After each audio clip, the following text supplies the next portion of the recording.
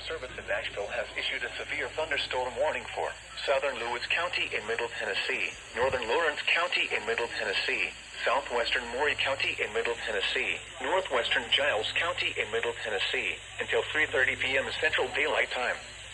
At 2:44 p.m. Central Daylight Time, a severe thunderstorm was located 8 miles south of Hohenwald, moving east at 35 miles per hour. Hazard, 60 miles per hour wind gusts and quarter-size hail. Source, radar indicated. Impact, hail damage to vehicles is expected. Expect wind damage to roofs, siding, and trees. Locations impacted include Gordonsburg, Henryville, Summertown, Mount Pleasant, Hampshire, and Hohenwald. For your protection, move to an interior room on the lowest floor of a building.